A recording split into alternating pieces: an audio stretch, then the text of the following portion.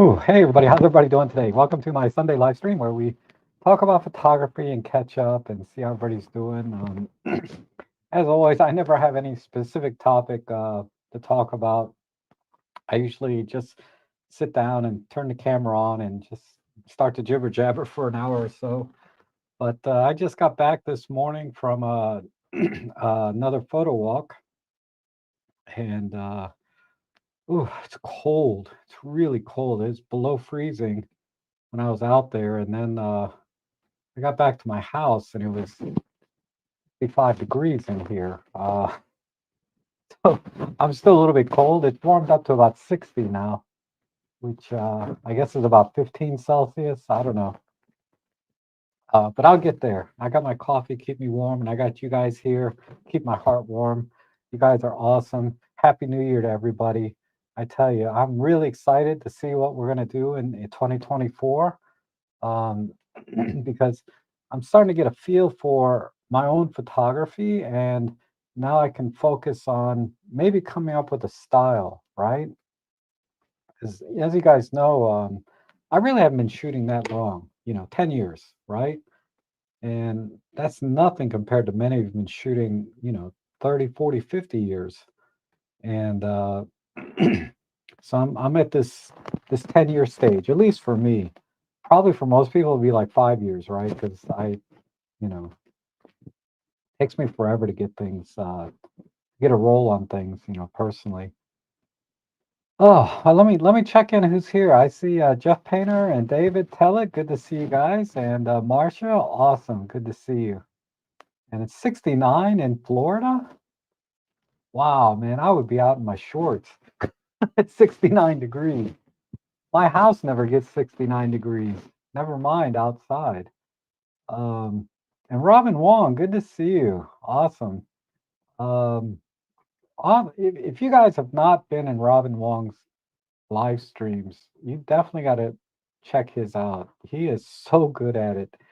I can't even hold a candle to what he can do in his streams. I mean, I don't know how he can answer so many questions and every question so quickly and competently.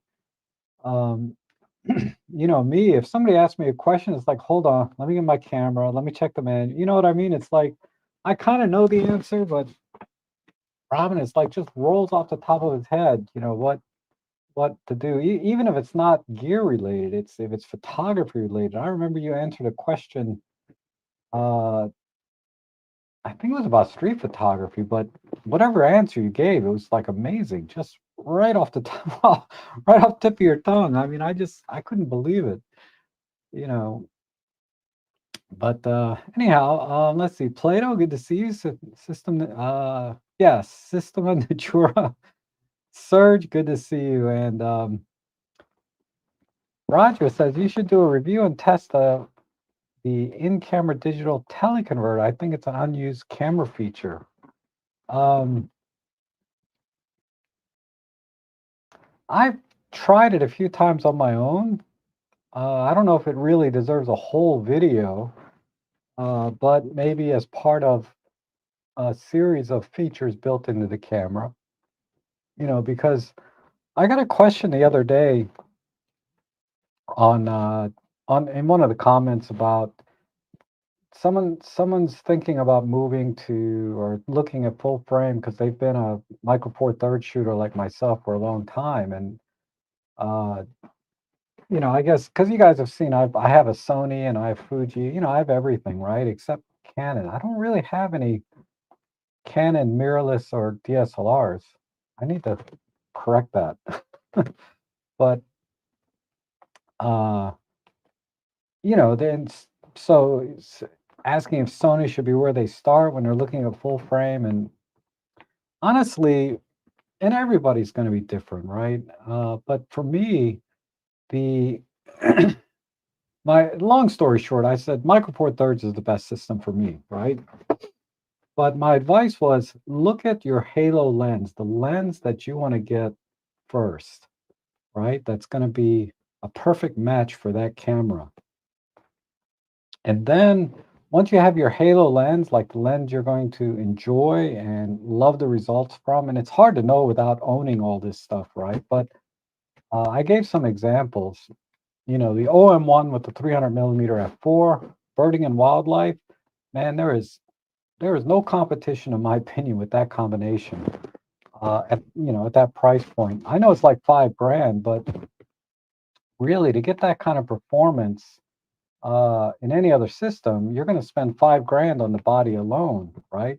Sony A1 or Canon R3, and then you have to throw on a 600 millimeter lens. And I don't care if it's the 200 to 600 Sony or the uh, 600 millimeter f4, which is $13,000.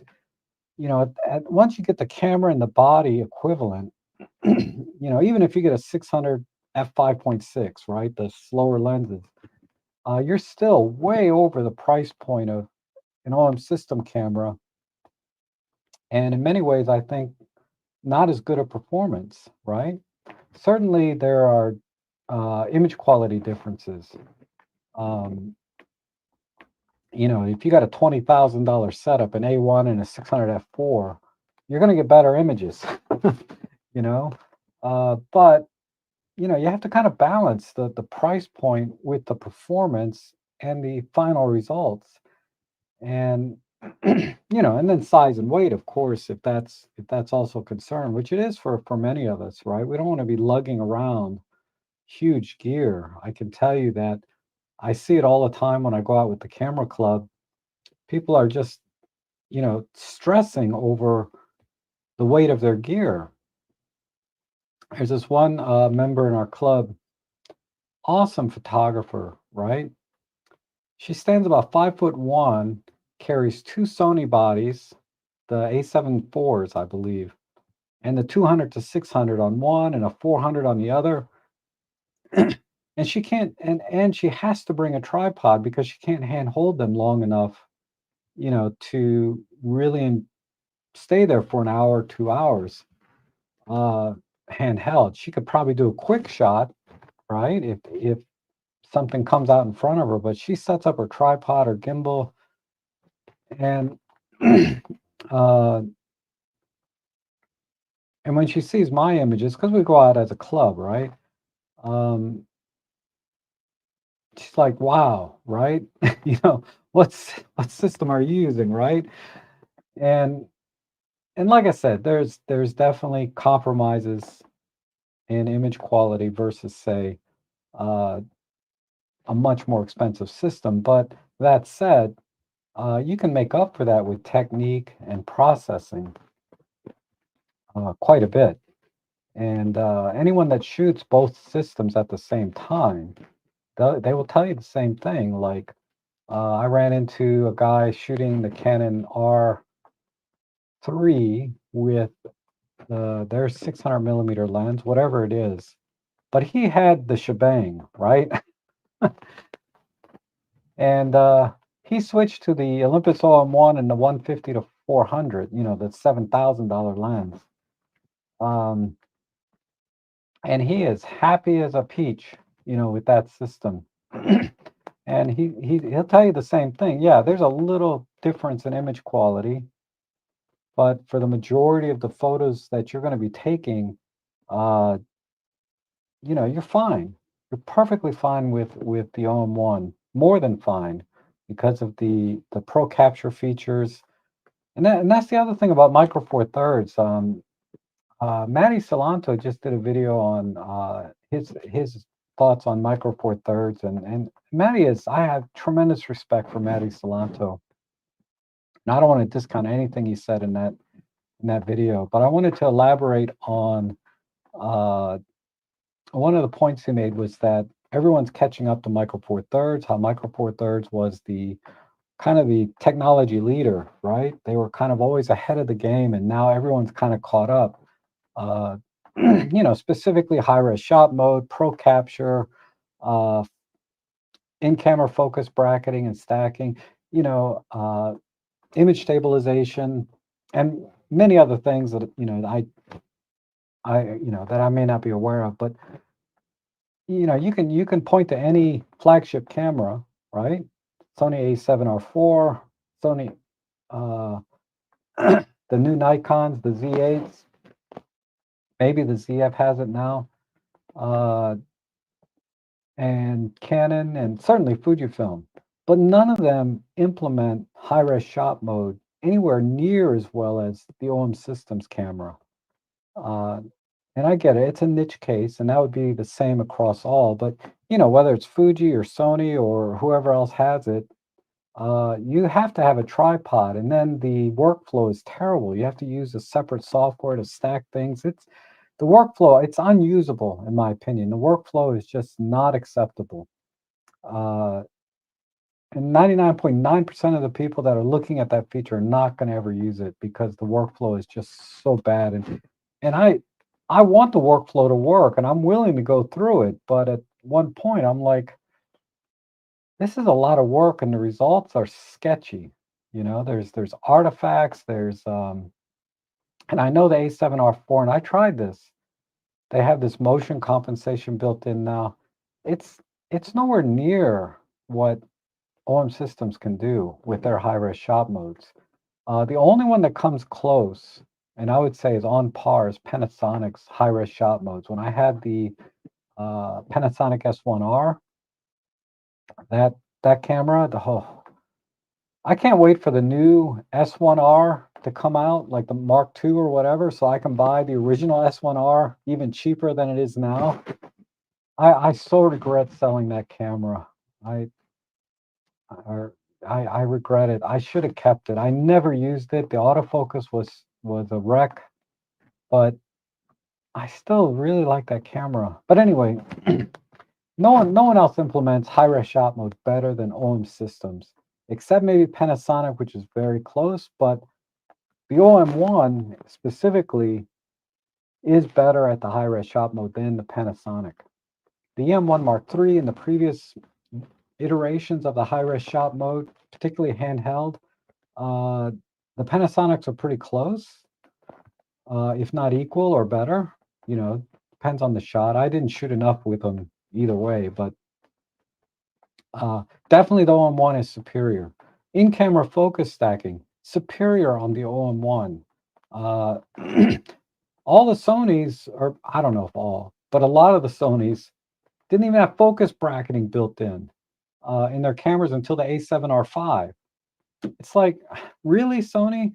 And another thing I discovered, because I have the A7R5, is when you use the self timer, it doesn't refocus before it takes the picture. You have to lock focus first, and then the timer will go on and take a picture at whatever focus point you selected when you started it.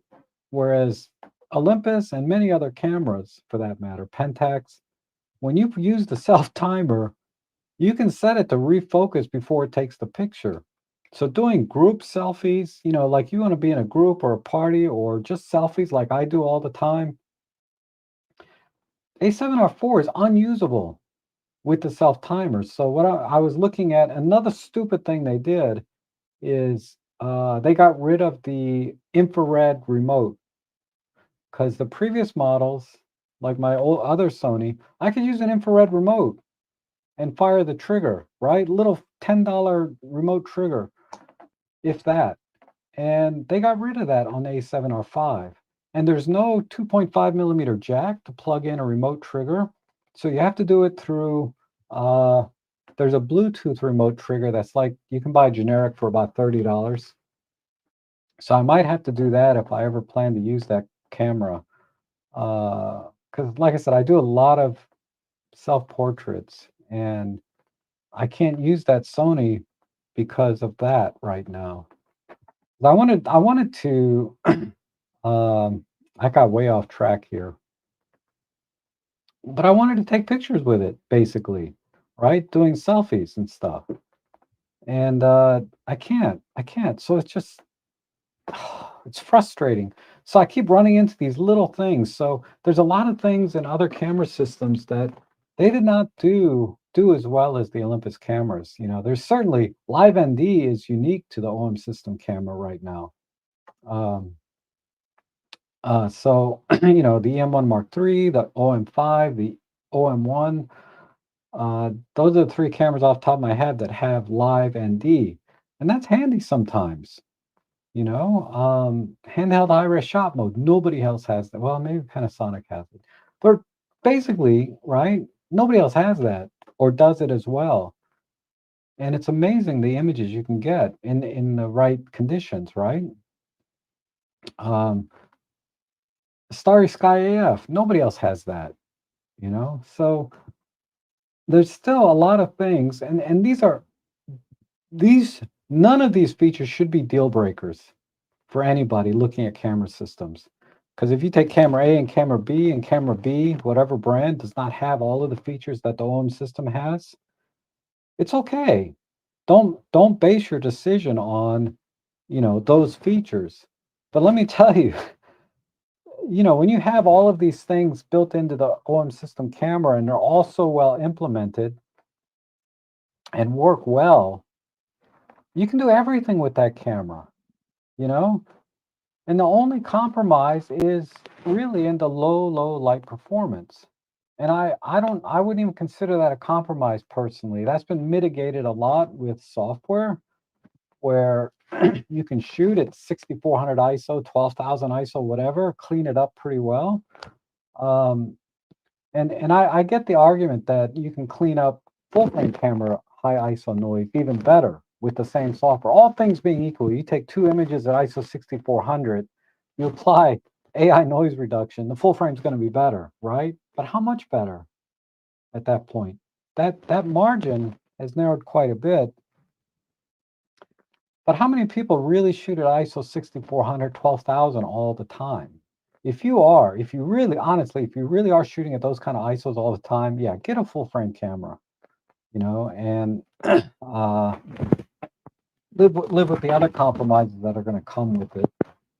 Um, but as far as an all around, do it all everyday camera, oh my God, it's like I I I'm a I'm a huge fan of Micro Four Thirds because of the small size, compact, lightweight. That in of itself makes it a great everyday camera for me because I can just take out this little tiny bag, go out in the field, and this will hold like a camera and three lenses, or a camera, two lenses, and a flash. It's like I can't do that with my Fuji or my Sony. I have to, I have to really equivalent lenses, I should say. I mean, you can squeeze in some pancake lenses and stuff and go crazy. But I'm just talking generally speaking. If I want to take like a, uh, 70-40 to 150 and the 14 to 42 kit lens and a Godox TT350 flash, that's nothing. It's nothing. I can hold all that in one hand. Those four things: camera, two lenses, and a flash. I can hold all that in one hand. I can't, you can't, I can barely hold the camera in one hand if it's any other system, you know? But anyway, that's my rant. So if you are thinking about looking at full frame systems, because one of the frustrations that I hear over and over again, and this is something that Maddie in his video the point he was trying to make is there has not been enough innovation from OM Systems and Panasonic, right? They're just keeping up at this point. And Robin has made this point as well, uh, that there's not the same kind of innovation that we saw 10 years ago, for example, where uh, there was definitive reasons to go with Micro Four Thirds, right? And pricing is also kind of leveled out quite a bit because you can get an equivalent body in other sensor sizes for about the same price as any Micro Four Thirds camera. Panasonic S5 Mark II is less than $2,000 all day long. That's a full frame, very competent camera. If you're going to get a full frame camera, I think Panasonic L mount is the way to go. I regret getting. I don't. Yeah, I regret it. I regret. I need to get back into L mount. But anyway, and it's because of the lenses. The 50, 1.8 prime, the 85, and the 35, the 1.8 primes from Panasonic L mount are the best value primes on the market, bar none, in my opinion. And the kind of image quality you get And these are tech clinical lenses, right? They are sharp corner to corner, minimal vignetting, distortion, and super sharp, right? These lenses are awesome across the board. They're primes. So if you're a prime shooter, you like to shoot prime lenses, Panasonic L mount all day long with any of their cameras. If you like zoom lenses, okay, Sony with the Tamron 70 to 180, 10 to 18. What else do they got? They got the 24 to 70. It's not 24 to 70. It's like 28 to 70, 2.8.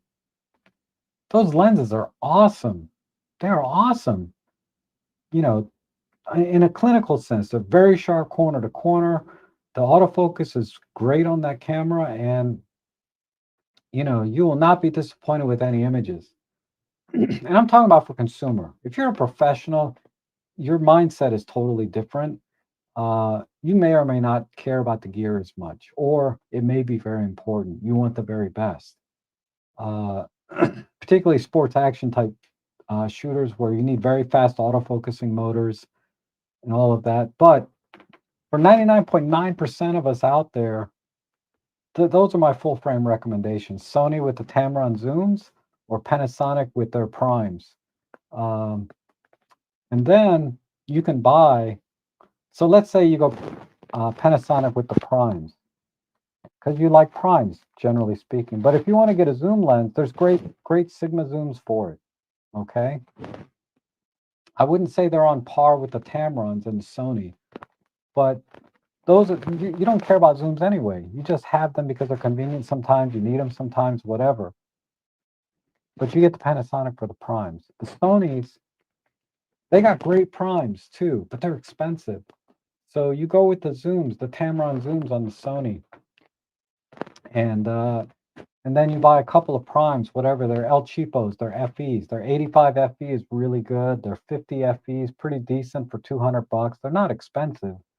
So you get a couple of primes that you don't care about, but will give you great image quality. But they're not your halo lens or the kind of lens where you take a picture and you want it to be better. They're like, oh, I just used the 50, and that's how I feel like when I go out with my Olympus kits. I got the 40 to 150 kit lens and the 14 to 42 kit lens. I shoot with those all the time. Those are zooms. I'm not really a zoom person, so I'm not looking for critical sharpness or getting the very best images, out of the camera. If I want to do my very best, it's two parts of that formula. One is, yeah, camera lens, right? That's that combination, perfect combination. And two is the photographer, right? The stuff behind the camera. You know, you have to know your lenses, how to compose at a certain focal length, what the characteristics are of the image that you're going to get from that lens. So when I take out my EM5 Mark II with the 25 millimeter Panasonic Leica 1.4, or my OM1 and the Panasonic Leica 1.4, whatever, when I take that lens out, the Panasonic Leica 25 1.4 with any of my Olympus cameras, my mindset is I'm going to get the very best image I can for two reasons. One, awesome lens camera combo. I just I love that lens with any of my Olympus cameras. Number two, I love that focal length, right? So I'm going to be able to, and number three, I know the characteristics of that lens, what it looks like wide open, the kind of bokeh I get, the kind of flaring I get, what kind of sun stars, if any, I'm going to get. I'm going to know that lens inside and out, and I'm going to compose my images and get the very best I can with that combination.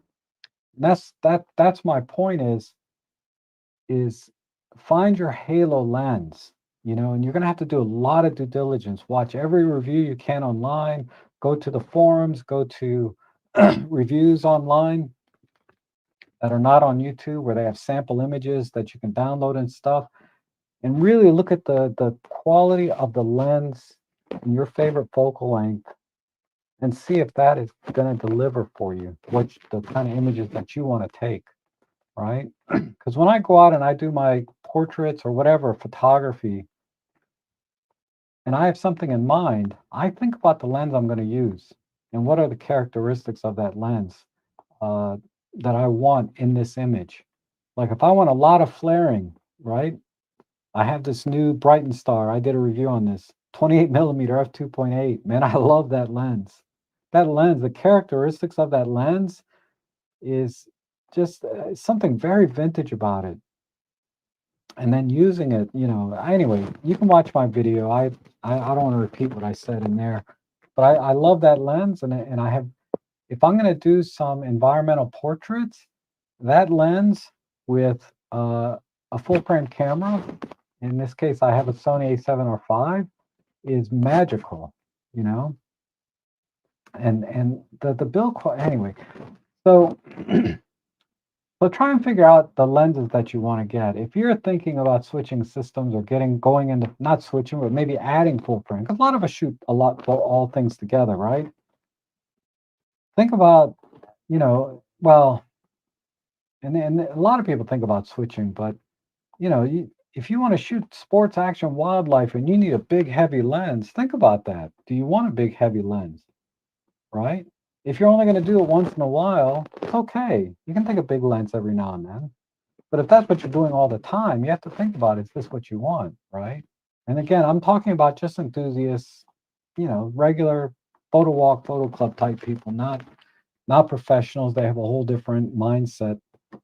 And I do want to talk about that as well. Because end of year, you get a lot of this reporting about sales, popularity, best-selling cameras, most rented because I seen a lot, right?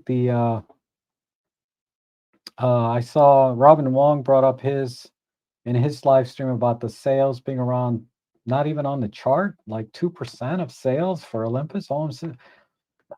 And I think those are Japan sales in Japan though, because I haven't seen global numbers for because what I understand is Europe is the biggest market for OM systems, which is painfully obvious when you go online on YouTube. How many American Micro Four Third shooters are there really in the US? There's me, there's Emily. I saw Emily. Hey Emily, how you doing? So good to see you. There's not that many. You go out to Europe, man, they're all over the frickin' place, uh, with all kinds of events every week. Anyway, the presence in the US is definitely muted. I'm not saying we're not here. There's a lot. When I go out with the camera club, there's so many Olympus shooters in our camera club. I have a feeling I influence some of that because that's what I shoot. But for the most part, when I run into people I've met before, because there's random people come to the club sometimes. They're bringing their Olympus cameras, and they're like surprised, that there's so many other Olympus shooters. I'm not surprised anymore. When I go out, even when I'm not out with the photo club, particularly when I go to the local park here, Huntley Meadows, I see a lot of Olympus shooters because of that. It's a wildlife kind of scenario.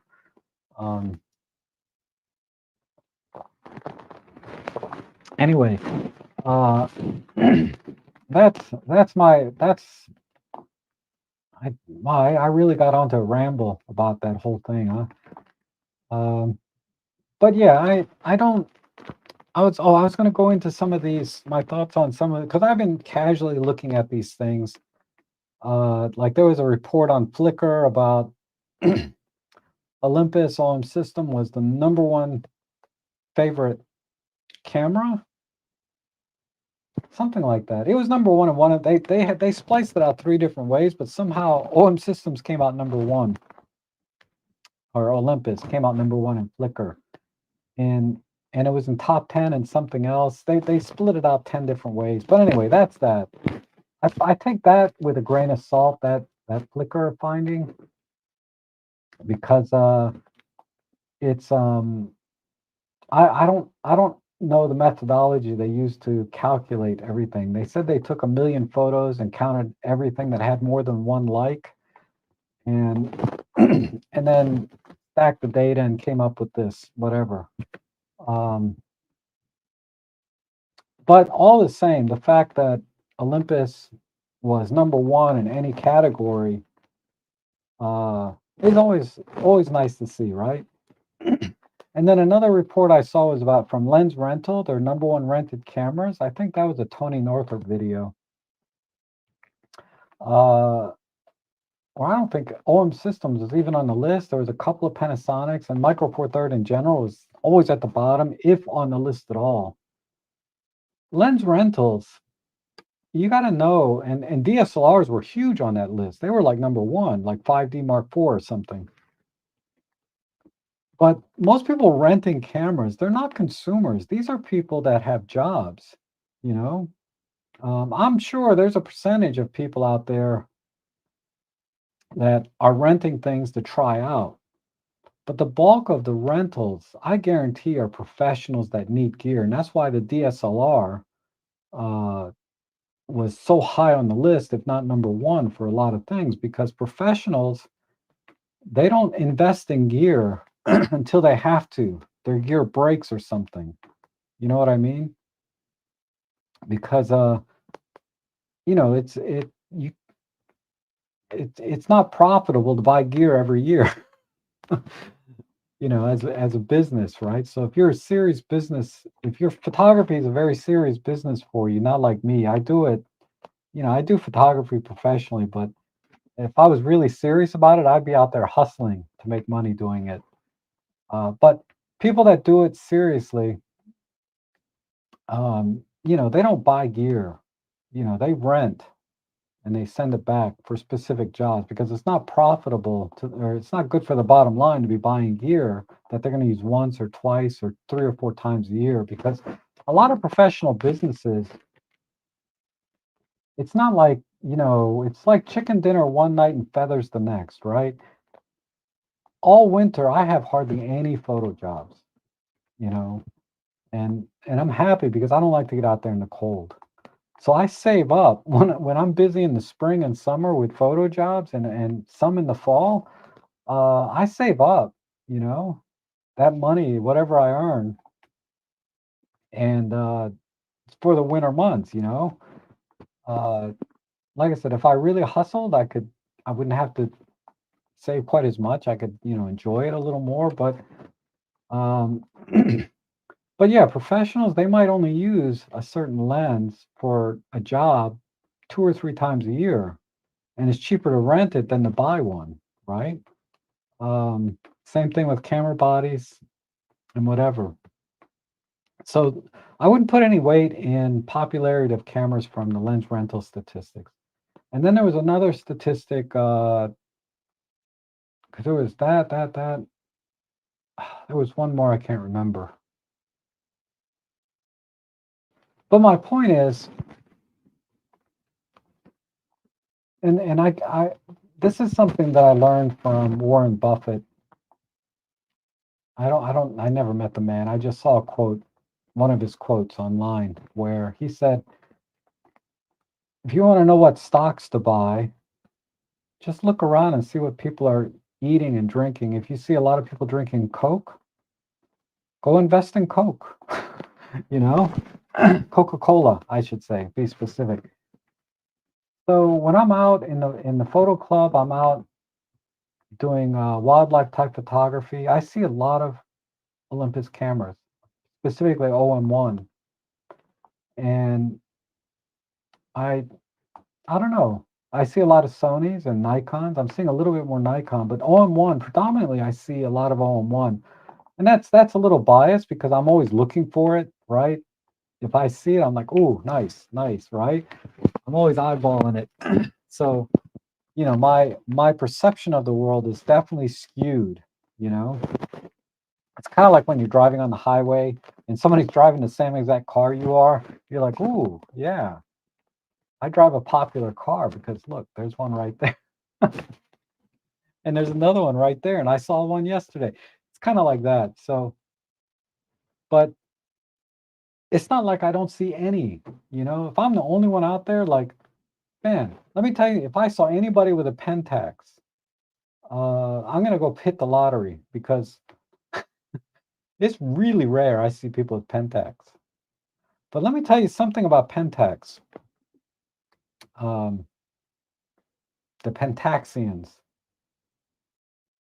Maybe this is because I'm not in that Pentaxian world, but I don't recall people that shoot Pentax coming out and saying, why haven't they released anything?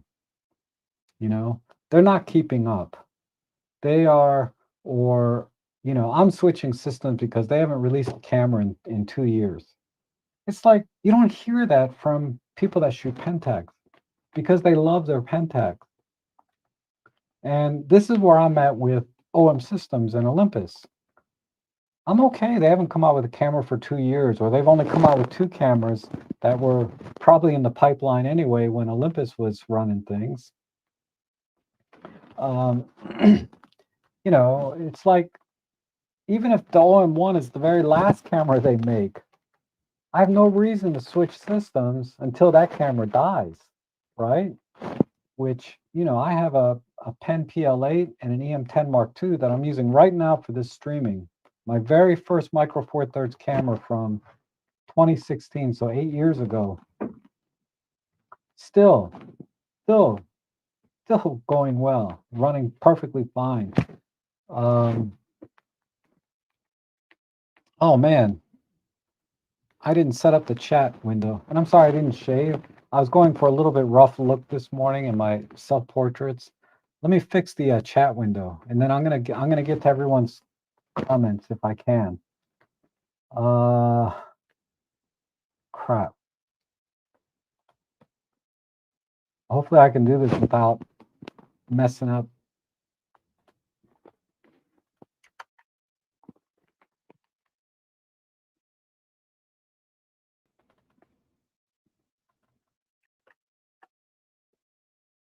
Okay, there we go. Sorry about that. Oh,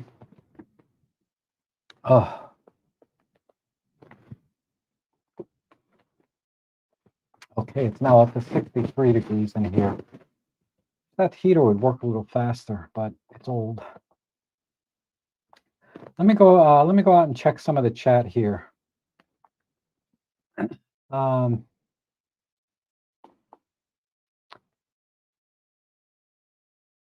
I wish I could be like Robin and just answer and say hello to every single one, but hi everybody. I'll do it that way. Everybody, thank you so much for being here. You guys are awesome.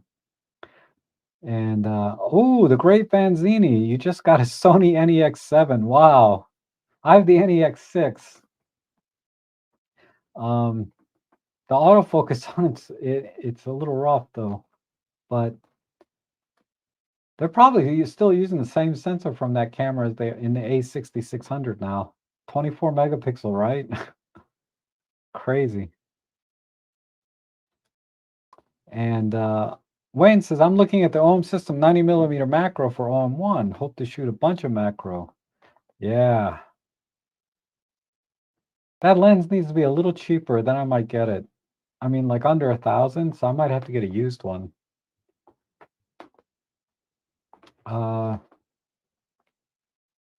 Having a weather sealed, image stabilized 90 millimeter 2x macro lens, that's pretty unique.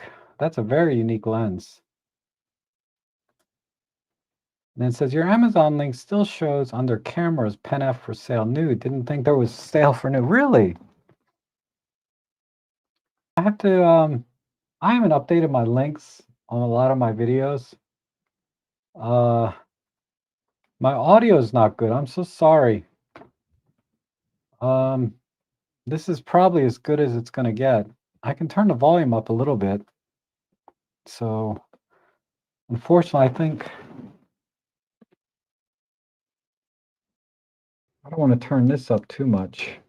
There. All right. I turned it up a little bit. Hopefully that helps.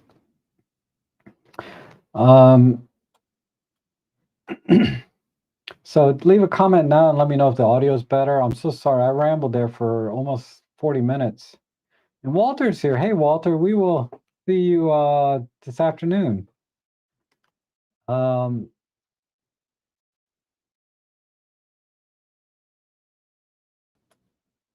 Let's see. I guess the other thing I can do is I think I had the volume too low on it, but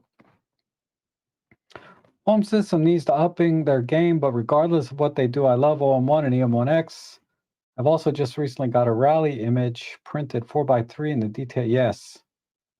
Yeah, 4x3 print with a micro four thirds, no problem. Definitely. That's awesome though. Yeah, I'm not big into phone apps. That was the other thing, right? Yeah, you can get the Bluetooth trigger or you can use the app.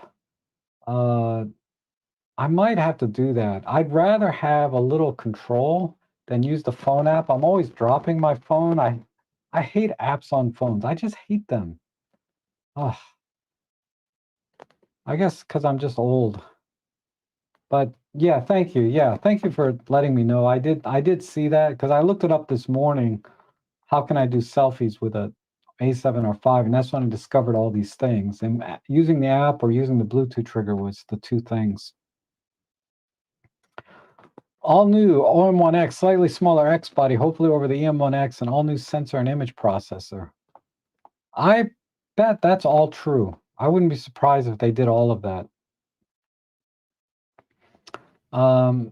My Panasonic Noctitron 42.5 with 1.2 capabilities, absolutely super. Yeah, I would love to have that lens. I don't do. I like my 45-1.8. If I was doing portraits, maybe professionally, I might do that because it's kind of expensive to just buy straight up, right?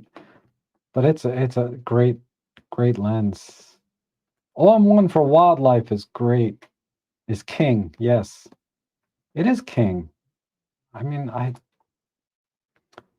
and Emily, yeah. Hello again, Emily. And Emily's going to be my guest. Okay, everybody save the date. I think January 28th and February 4th. Let me check my calendar. Yeah, January 28th and February 4th, I'm going to do the annual Micro Four Thirds live stream. And Emily is going to be our guest again this year, which I'm very excited that she can join us. But I had to split it into two because there's so many Micro Four Thirds channels now. And I wanted to bring as many as I can. There were some people I could not get fit in that I wanted to. There's just too many. So I might have another one in February with Emily and another person, Lee Hoy, talking about the OM1 for wildlife photography. So I'll announce that later. But Lee Hoy has a YouTube channel, and he's an awesome wildlife photographer and an amazing presenter, right? He's very articulate and down to earth when he talks about why he switched from Canon to OM systems. So definitely check out Lee Hoy's channel. Just to get some tips on autofocusing and some other. He has a bunch of stuff. I haven't looked at all his videos. I can't remember Jack.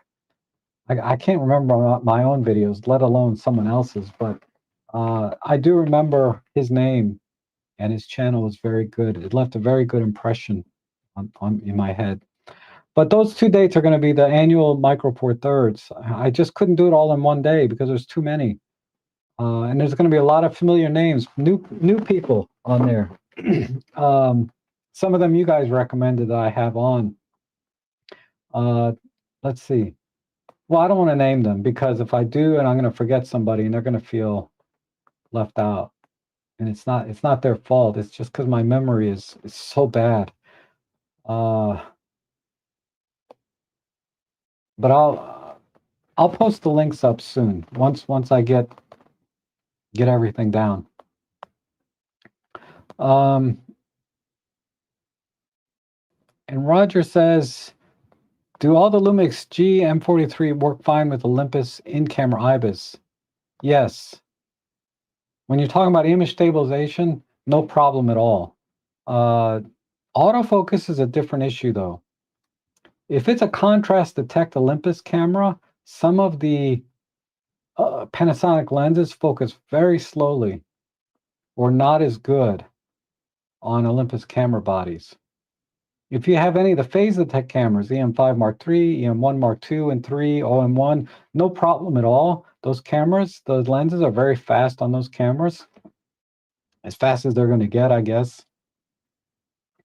But I did notice, especially in video, that the autofocus was very slow on contrast detect OM system or Olympus cameras.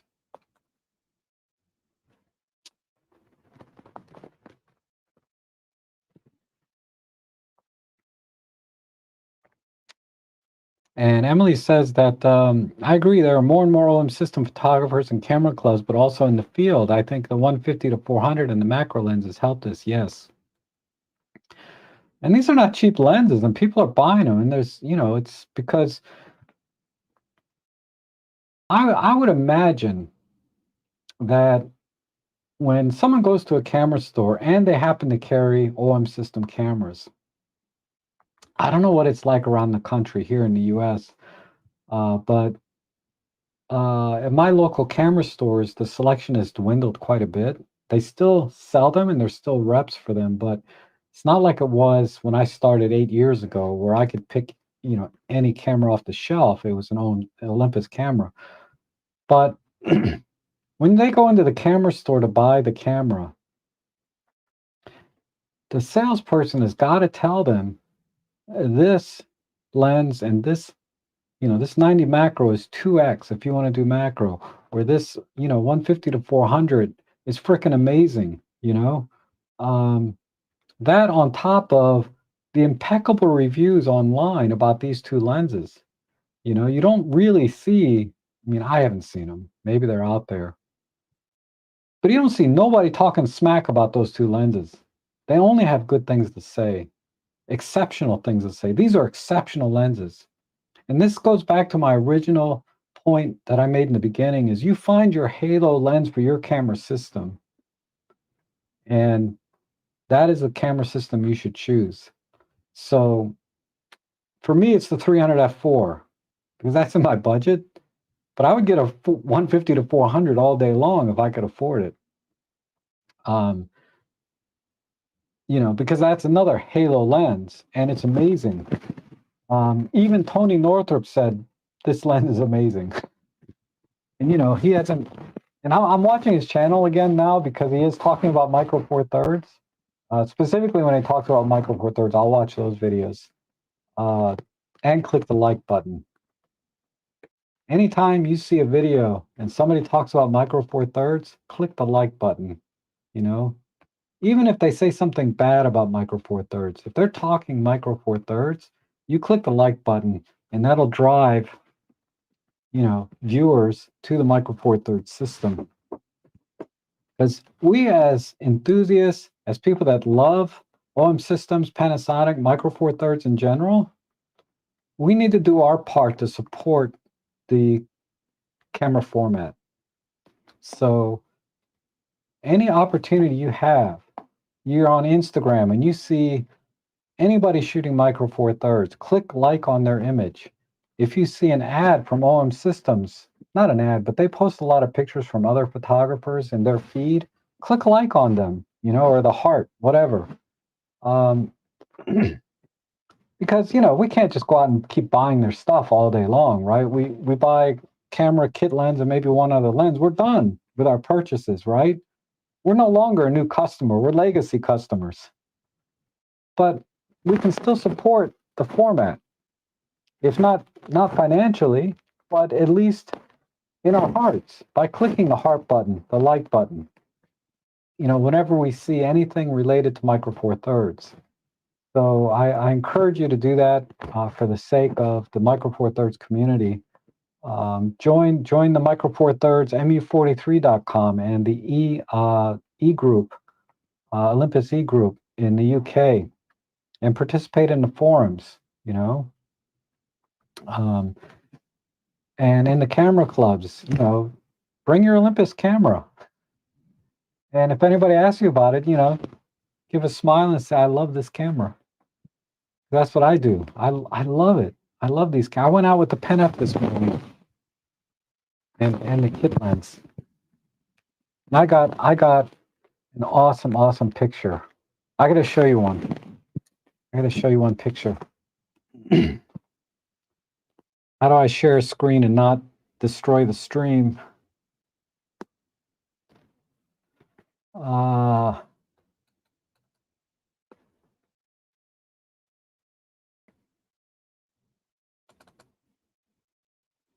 Share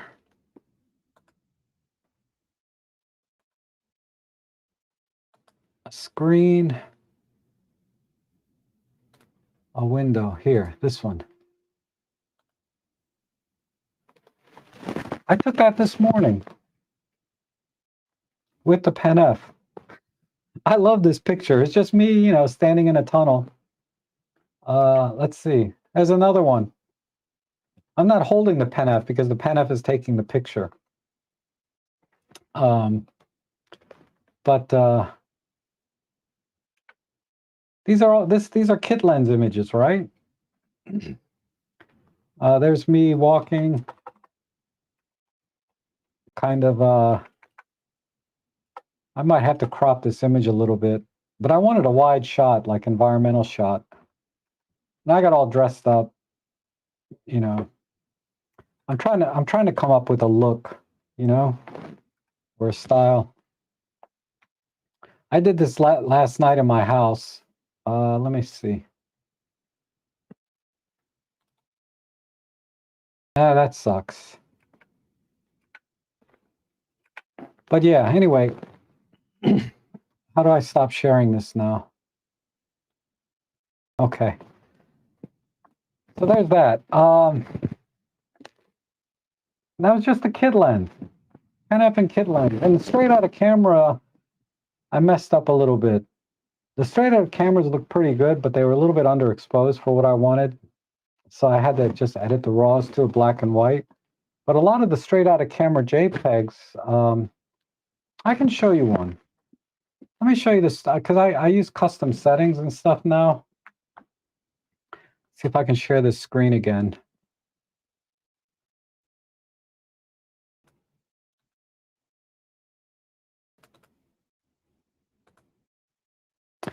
This is straight out of camera. Well, let me select JPEGs. Hold on. JPEG images. There we go. I mean, this is the straight out of camera JPEG. Oh no, that's not. I'm sorry. Let me reset it. No, it is reset. Yeah. So that's a straight out of camera JPEG. Now I edit this because there's a little bit of distortion here. And also you can see my bald spot. I can't believe this. I can't believe I got a bald spot. It's really stressing me. Maybe I need to get some Rogaine or something. Anyway, and some plastic surgery, and you know, I'm in the business. This is my moneymaker. You know, I need to fix up these bags under my eyes. And anyway, yeah, these are the straight out of camera JPEGs. I was trying different poses, but I think these look pretty good.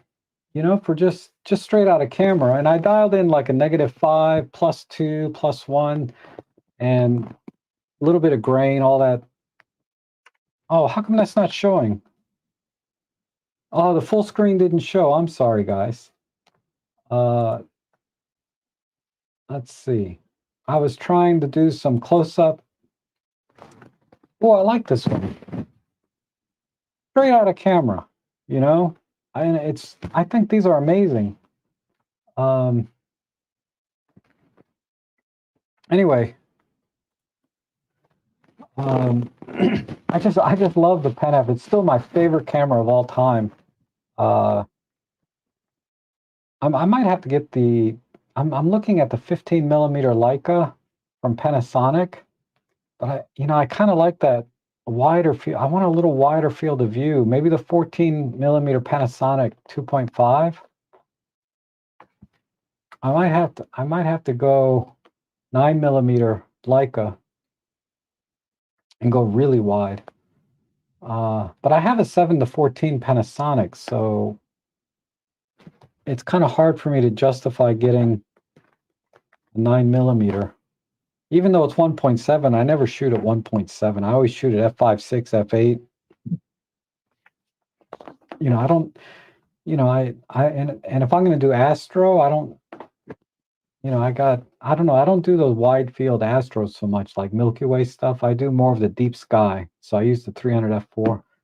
I'm just thinking out loud now. I'm sorry. It's got me. I'm boring you guys, I'm sure. Let's see. And System Mature is validating what he sees out there, that a lot of OM system users. And David Tellett, yes, Pentax, great to use and not much need for upgrades. Although the K33 monochrome really is yeah, me too. Man, the K33, I'm thinking about getting a Leica though. I know I said Leica, but I'm gonna have to wait till spring or summer maybe, when I get some photo jobs again.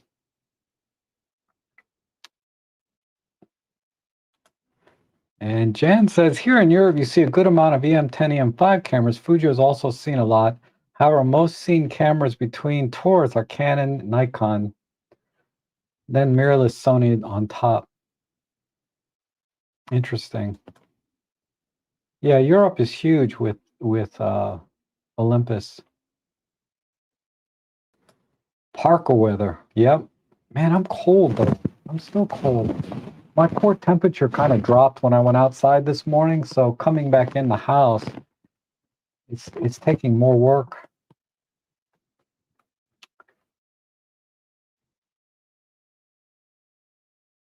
Oh, a dead battery. That's odd. You know, my Sony NEX6, that battery is 10 years old, but it still works. It's shocking. They must have sent you a generic battery, because the original battery, mine is 10 years old and it still works. I was going to buy it. It's like some backup batteries for it, but then I just bought an A7R5 instead. And Roger is asking, is the 14 to 140 better than the 14 to 150? I don't know, to be honest. I'm not really a fan of the 14 to 150 from Olympus personally. So I'd be curious myself at the 14 to 140. I think I saw a comparison though.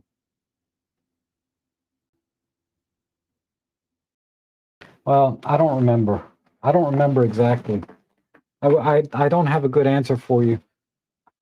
My copy of the 14 to 150, when I first got it, was awesome, but I don't know. I never dropped the lens, but when I was taking images with it later, I was really unhappy with the image quality. I was very happy in the beginning, but I didn't use it enough to come up with a consensus if the lens was like this the whole time I had it, or did the lens go bad on me, you know? Um, I think I, my opinion, stick with the 14 to 42 kit lens and the 40 to 150 kit lens. That combination overall, in my opinion, is better than a single 14 to 150. I mean, unless you need the weather sealing, uh, I would not get the 14 to 150. I would just carry two lenses, you know, one on the camera, one in the bag. They're so small, it's not a big deal, right? Okay, audio's better now. Good, I'm glad. And then Jen says, I'm a bit worried that we aren't getting much new stuff for M43. No news either. The format is very slow development. Yeah. I mean, there is some rumor that they're going to come out with a high-end camera this year, but relative to Sony and Canon and Nikon and everyone else, right? It feels like they are just cranking out cameras every 6 months. You know, you can't blink an eye without somebody coming out with something, either Canon, Nikon, Sony, Fuji. There's something coming out. And, you know, because there's what, 4 or 5 camera manufacturers other than Panasonic and Olympus that we can turn to and look at in the news. So, although I think it feels like they're coming out with stuff constantly, uh, it and they are, but it's multiplied by the fact that there's so many. Whereas, OM Systems, they came out with the OM5 last year, OM1 before that. And I get it. Those were in the pipeline already, right? So whatever comes out this year, if anything, will be, OM Systems is going to own that camera. So it better be good, right? They're going to own everything that camera is, its performance, image quality, quality control issues, if any. You know, that's something that we'll see. But yeah, this is a repeated concern for Micro Four Thirds is we're not seeing this like innovation like we used to, or and I get it, I don't.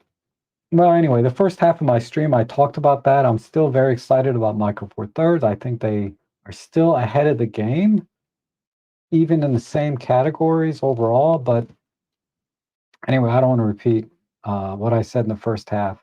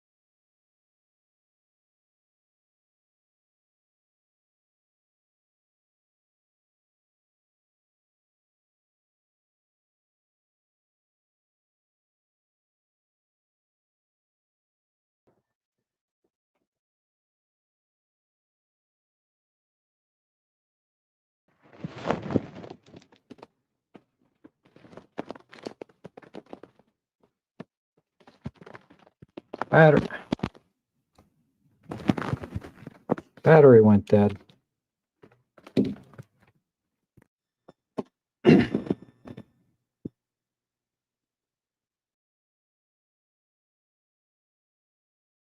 Man,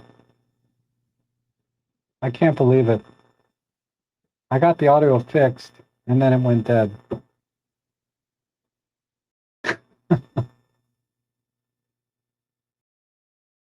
Uh,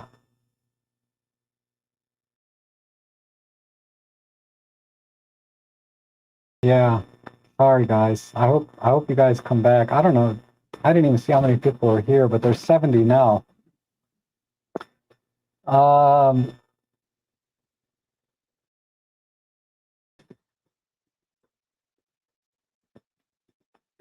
that might be why my phone kept going off. I was ignoring my phone too. There's probably all kinds of messages here about my audio.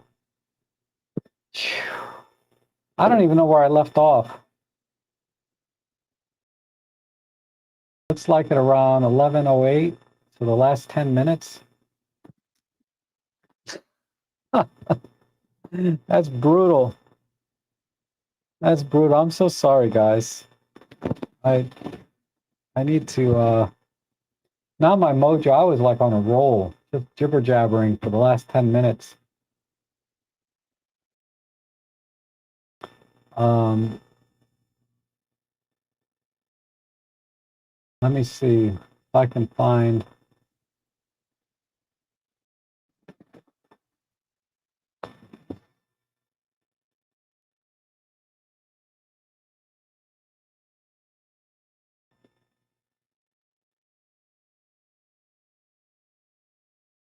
Okay, so I'll start here.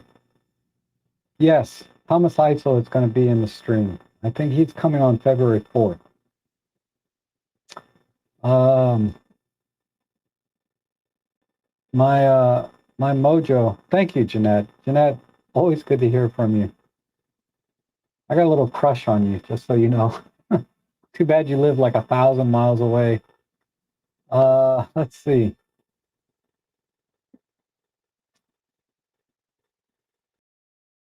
Close-up one was also very okay. That's funny. Hi,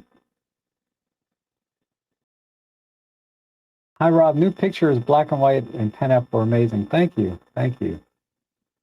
And when did I get the A7R5? I got it about a month ago, maybe 2 months. I've had it a while now.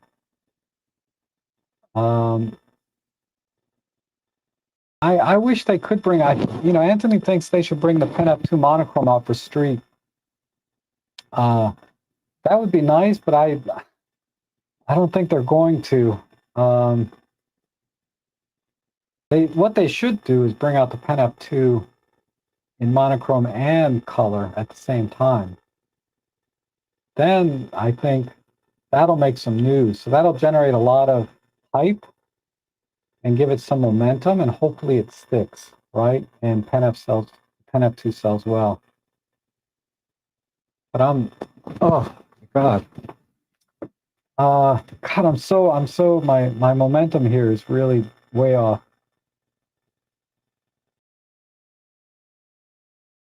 And David Tellis says, the Leica is pretty nice. My Q2 is probably the best lens I have among all my cameras. Wide though, yes. But I'm starting to like the 28mm focal length. I might have to borrow your Q2 again and go out with it. I'm starting to like it. Or just get my own, right? And this is, someone was asking about the 14 to 140 versus the 14 to 150 from Olympus. And there's some feedback here from Big Robot. The 14 to 140 is soft on the long end, but DxO fixed it. So I don't know enough between the two lenses. I wasn't crazy about the 14 to 150. I don't know if that whole thing that I talked about, the 14 to 150, got muted or not, but I think my final answer was just get the 14 to 42 kit lens and the 40 to 150 kit lens I think that's better than having the 14 to 150 all in one, unless you need the weather sealing. And although you're not likely to do this, the Sony A7 R5 has rolling shutter problem when you shoot doing burst shots. Yes. Yeah, I'm never going to use the Sony for birding and wildlife, primarily because the lenses are expensive. The telephoto zooms are expensive and they're huge. And I have an Olympus system that's extremely competent at that. Um, I can't give a good reason why I bought a Sony A7R5 other than just gas. But I do like the 55 millimeter Zeiss 1.8. That lens is awesome. Awesome. But there's two versions of that lens. You need to get the one that says Zeiss, not the one that says Carl Zeiss. I don't have the camera here. It's somewhere.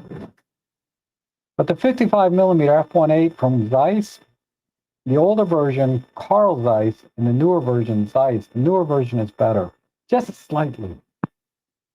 You have to pixel peep to see the difference, and there's a lot of threads online about why this is the case. I think it has to do with quality control. It's better when they change the name to just Zeiss instead of Carl Zeiss, but just a tip, get the Zeiss, not the Carl Zeiss.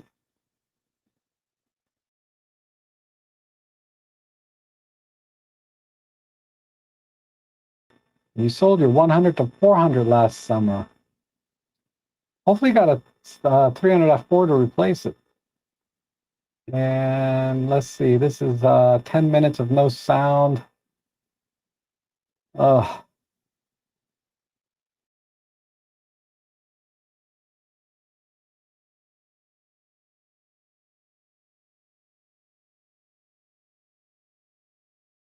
Yeah, it took me a while to get down to these things.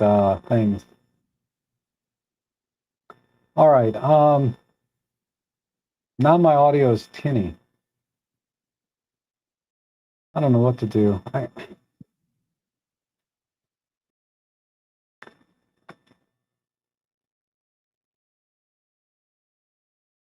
I would love a cell phone with MFP camera, even if the phone would be chunkier. What do you think? Not for me. If I liked using my phone, the touch screen and all this stuff, maybe. But to me, this is just very awkward to use for ergonomics. It would have it would have to be. I have to have a camera. I have very difficult time using this for photos, other than documenting a couple of things like people's business cards and things like that. Um, I don't think it would sell well.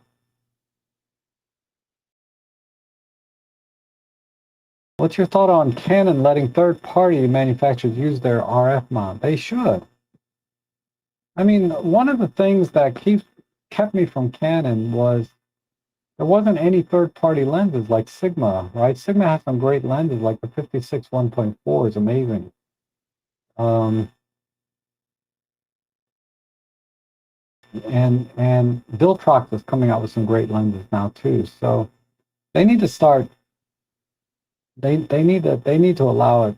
I think I saw a thumbnail with Chris Nichols holding up a Yongnuo lens, maybe for Canon. Or maybe they're starting to let them. I don't know. But as far as I know, that's not the case, and they need to start because I don't know. But you got to look at Canon as a business, right? Does it make business sense for them to allow third party? Because there's a lot of money to be made in lenses after the sale of the camera. And Magritte said, "Oh, you got rid of the 100 to 400, and you got a one." Oh, I'm so jealous. It's rare, but there are times when I wish I could zoom out a little bit instead of being stuck at 300 millimeters. And I have the 1.4x teleconverter, and sometimes I get stuck at 400 millimeters, right? So it'd be nice to zoom out sometimes. Not often, but sometimes. So the 150 to 400 is definitely the best of both worlds.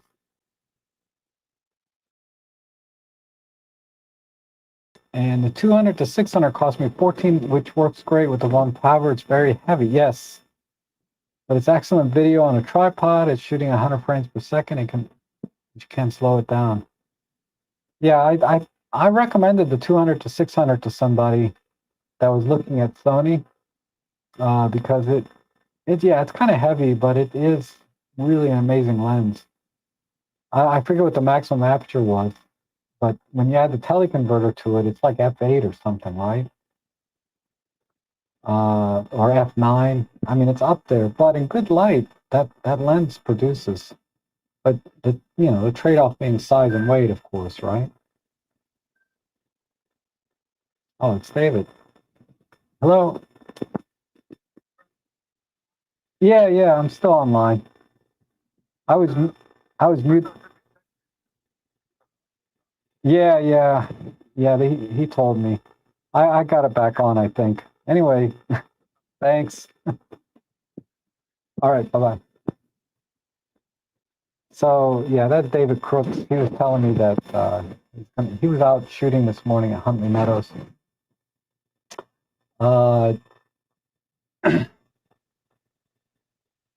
And maybe if they made a cage that made phones look like a camera. I've seen like the oddball attachments to phones so that you can hold them like a regular camera. But then I'm like, just bring a camera. Why do that to your phone? Phones should be phones. Cameras should be cameras. And thanks for the tripod recommendation. I purchased one, by the way. Do you still use 4/3 lenses? If so, which one? I haven't gone out with my 4/3 kit for a couple of months, but I really like the 50 to 200 and the 50 millimeter macro. The 50 macro is a little noisy, and this lens is awesome. I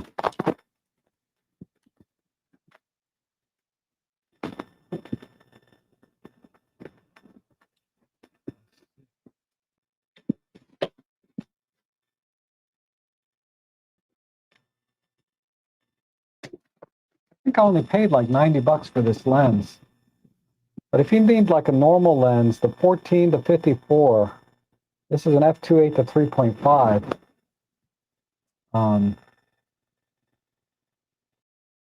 Let's see if I can get this to focus. We got EM10 Mark II technology here. I can't get it to focus. Get my face in there. Quickly switch. Okay. So this one. This is an awesome lens. And the 50 to 200. I mean, I think there's other selection of lenses that are really good, but those are the two I like. So I can take this out with my 50 to 200. I got everything from 14 to 200 covered at reasonable f-stops, right? Apertures. This one is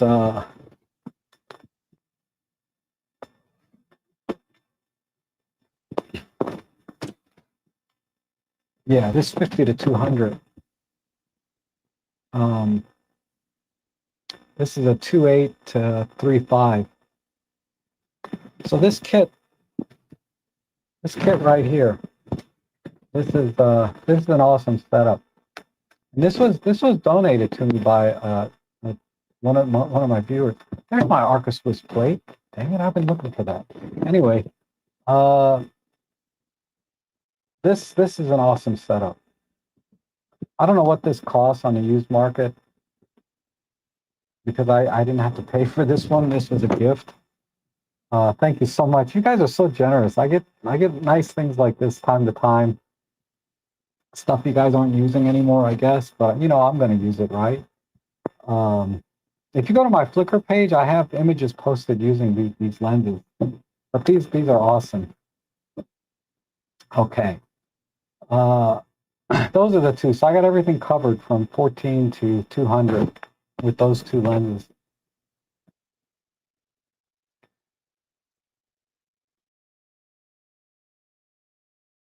and saw someone using a camera bracket that had a side mount that was offset the front, so it looked like there would be no interference with cable. Not sure what you're talking about.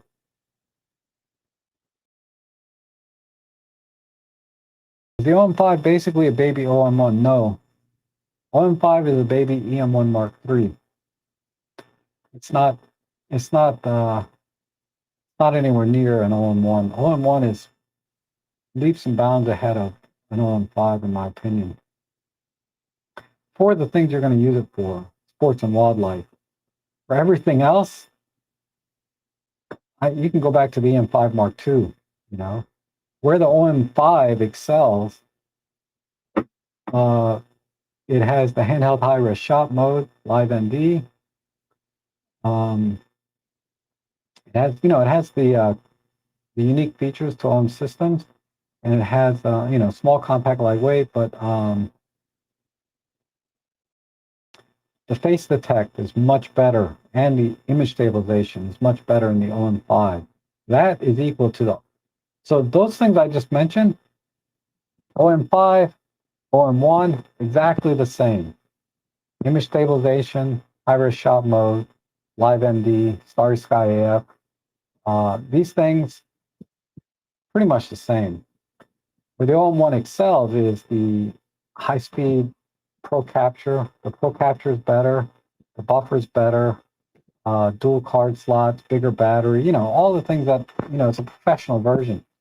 So you could say the OM5 is a baby OM1, but they're using different sensors. So that makes it, in my mind, not a baby OM1. If it used the same exact sensor, same processing engine, then I would call it a baby OM1 because they're the same except for the form factor, but they're not. They have a different processor and different sensor. So the OM5 is more like a baby EM1 Mark III. Now, granted, the EM1 Mark III is a fantastic camera. But in my opinion, and this is where I think Robin and I would disagree, in my opinion, the OM1 is by far superior to the EM1 Mark III. Because I shot an event. It's, what Robin and I shoot are not the same, but I was shooting an event Christmas, and the OM1 was flawless for autofocus. And it was indoors, wasn't very low light, but low enough. I mean, if it was any lower, it'd get kind of scary, right? That would be a concert. I think he does concerts where the lights are kind of low anyway, but I was shooting in somebody's house and lighting was, I had to autofocus with ambient lighting. And the OM1 was spot on the whole night. I mean, there's always the ones that you miss, but I didn't have any problems really.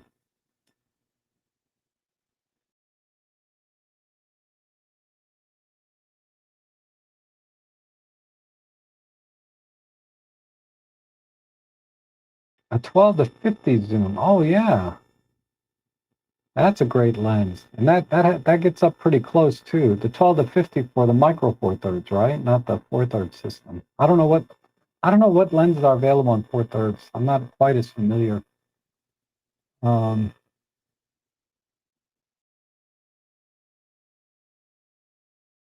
and then let me just elaborate on Scott's question. I only use the four thirds lenses on four thirds cameras. I don't think it makes sense to use them on uh, my micro four thirds cameras. And you can buy four thirds bodies cheap now, right? Okay. The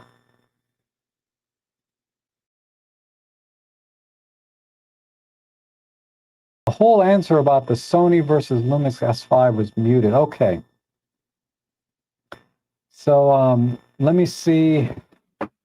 Question was getting, okay. So my rationale was the Sony is a 61 megapixel sensor.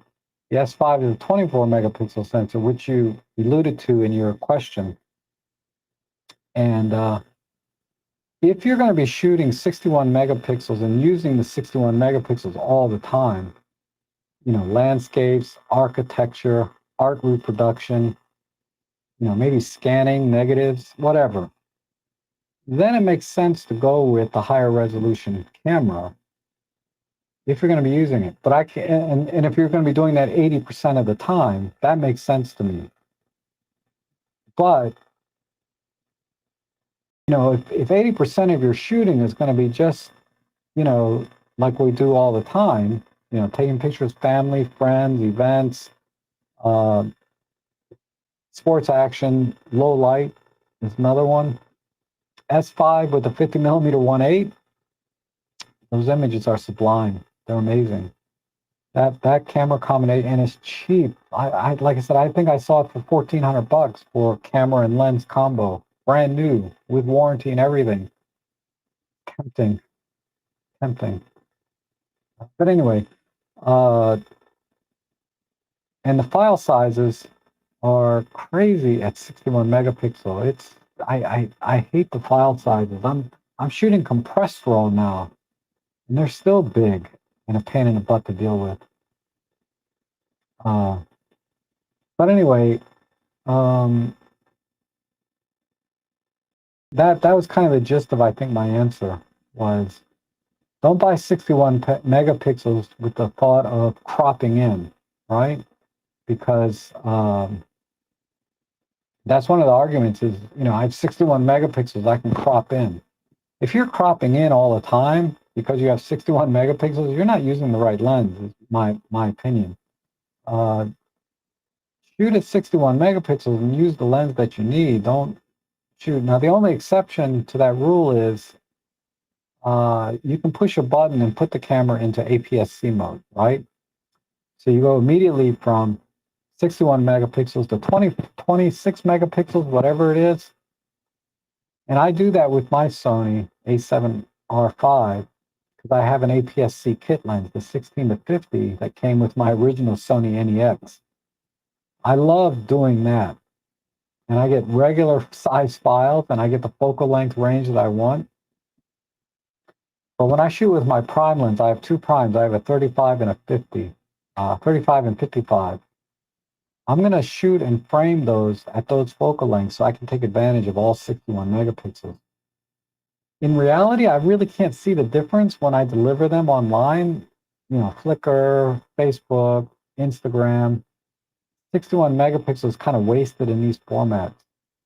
But if you're doing full resolution sharing, Flickr can do that, right? For the most part, you're sharing full resolution images and you're printing huge, right? For a gallery, right? So you're printing a 10-foot image and people are going to walk right up to it in the gallery. Those kind of things, I can see some application for those kind of megapixels, but for unless you're doing 80% of your shots that way, I don't see a reason to have 61 megapixels. 24 is more than enough. And I shoot, like I said, I shoot like that with my A7R5 a lot with the 16 to 50 kit lens, APS-C kit lens. But when I want 61 megapixels, that's when I break out the prime and, my 35 and 55, and I'm going to take advantage of all 61 megapixels if I can. Okay. But bang for the buck, man, you can buy an S5, the 50, the 85, 35 all together for the price of just the body alone of the A7R5. Oh, you were talking about the ACR. That's $3,000. Yeah, you can buy all three lenses and the S5 and ultimately do more photography with that camera system than you will with an A7CR.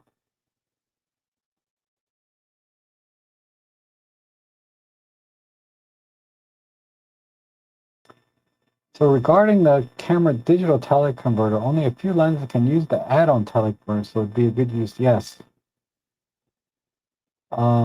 If you don't want to crop in on your raw image later yourself, just doing it in camera with the digital teleconverter, the results are just as good, in my opinion. I never use it, but when I was testing and using it, the digital teleconverter built in was really good. But it's JPEG only, right?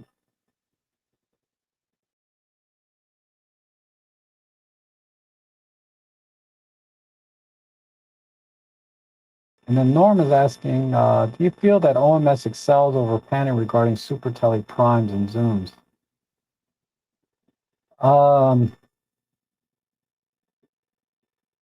I think when it comes to primes, I like that they have 1.4s in Panasonic, right? 12 millimeter, 25 millimeter.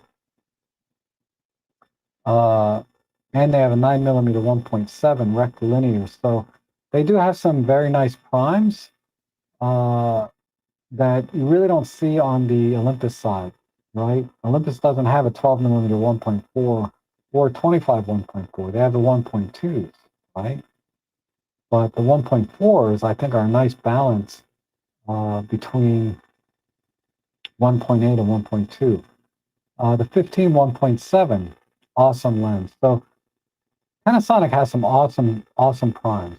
On the tele side, the 100 to 400 is really good, but the older versions, the zoom ring's a little bit stiff. Some people said it's fine. Some people think it's stiff. I found it a little stiff. Uh, their other zoom lenses are different. They have the 12 to 35 and the 35 to 100 2.8. Awesome lenses, more compact. Because if you look at the 12 to 40 Pro and the 40 to 150 Pro 2.8s from Olympus, they're bigger, right? Substantially larger than the Panasonic versions. So I don't think they're optically superior in any way, but when you buy Olympus lenses for Olympus bodies, you get the advantages of like in-camera focus stacking and probably some other things. Extremely fast focusing motors, the Pro versions. So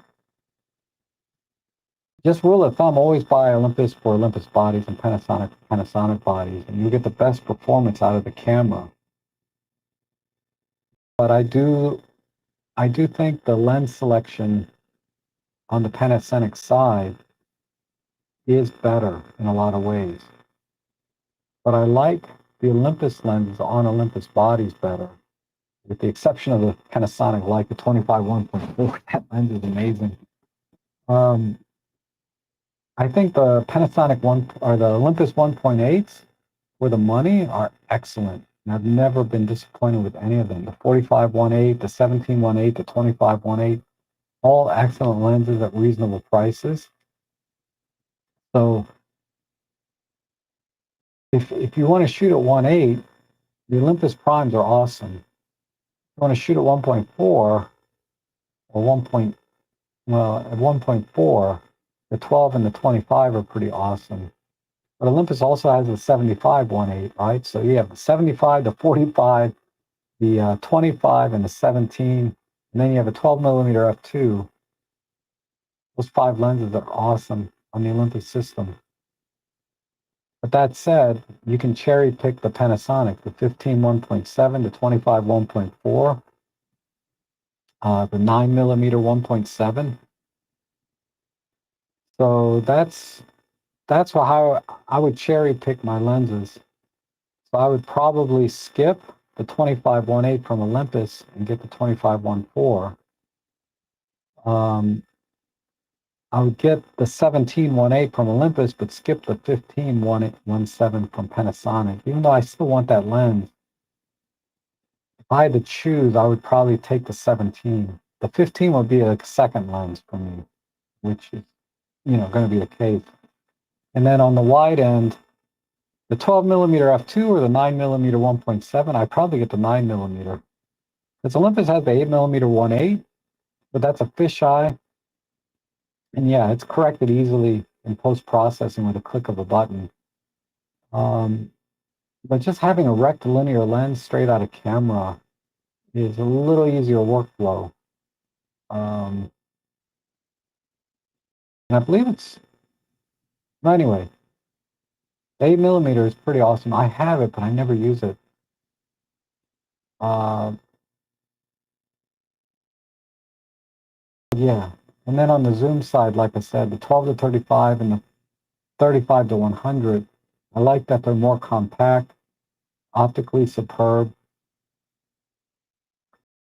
but you lose some features like the image stabilization in the Panasonics are wasted on Olympus cameras. They have that dual sync image stabilization for Panasonic. So ultimately, you need to buy the lenses for the cameras, match the brands together with a couple of substitutions from either side, right? I think the 300 f4 Pro, you can substitute that with any lens on the Panasonic side. That lens is sublime.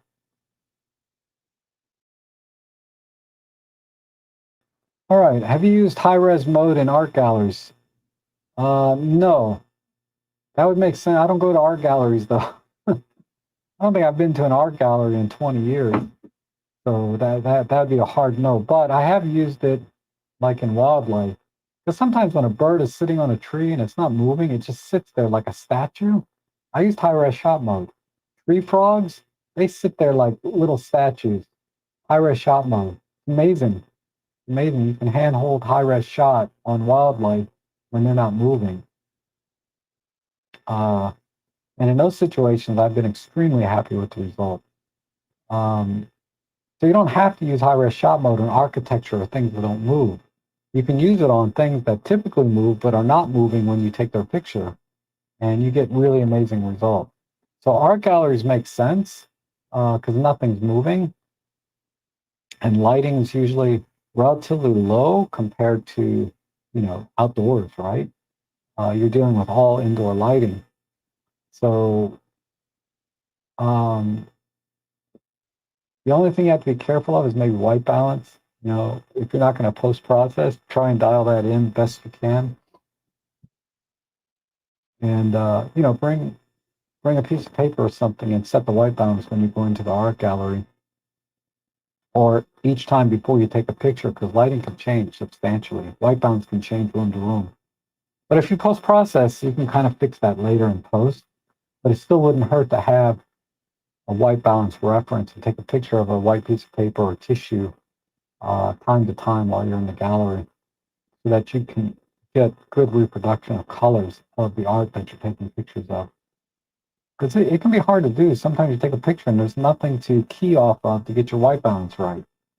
And a lot of times the lighting on the painting is different than the lighting for the hallways and things. So,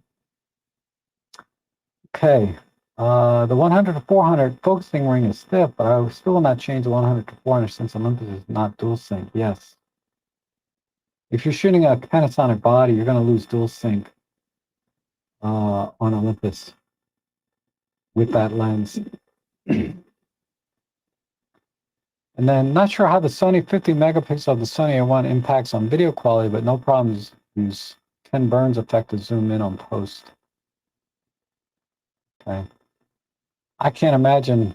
I don't know. Video quality seems fine. I've only done a little bit on my A7R5. It was fine, but I'm not a big video guy. Ironically, I have a YouTube channel, but I'm not big on video. I shoot in program mode 99% of the time when I'm shooting video. And Henry says, how does the MFT sensor compare in ability and quality to real film?